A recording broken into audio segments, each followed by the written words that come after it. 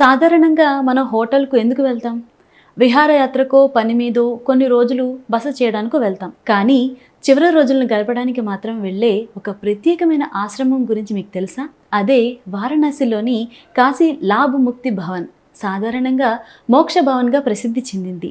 హిందూ సంప్రదాయ విశ్వాసం ప్రకారం కాశీలో మరణించి గంగా తీరంలో అంత్యక్రియలు పూర్తయితే జనన మరణ చక్రం నుంచి విముక్తి లభిస్తుందని నమ్ముతారు. అందుకే దేశంలోని వివిధ ప్రాంతాల నుంచి కొందరు వృద్ధులు తమ జీవితంలోని చివరి రోజులను కాశీలో గడపాలని కోరుకుంటారు. ఈ విశ్వాసంతోనే దాల్మియా కుటుంబం 1958లో మోక్ష భవన్ను స్థాపించినట్లు సమాచారం. ఇక్కడ ప్రస్తుతం 10 గదులు ఉండగా సాధారణంగా వచ్చేవారికి 15 రోజుల వరకు ఆశ్రమం కల్పిస్తారు. ఇక్కడికి వచ్చిన ప్రతి ఒక్కరూ వెంటనే మరణిస్తారని కాదు. కొందరు కొద్ది రోజుల్లోనే మరణిస్తే మరికొందరు ఆరోగ్యం మెరుగుపడితే తిరిగి వెళ్ళిపోతారు.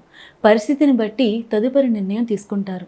ఇప్పటి వరకు 14,000 మందికి పైగా తమ జీవితంలోని చివరి రోజులను ఇక్కడ గడిపినట్లు సమాచారం. మరి ఇక్కడి ప్రత్యేకత ఏంటంటే ఇక్కడ మరణాన్ని భయంకరమైన ముగింపుగా కాకుండా ఆధ్యాత్మిక ప్రయాణంలో చివరి దశగా చూసే ఒక ప్రత్యేకమైన భావన అనిపిస్తుంది.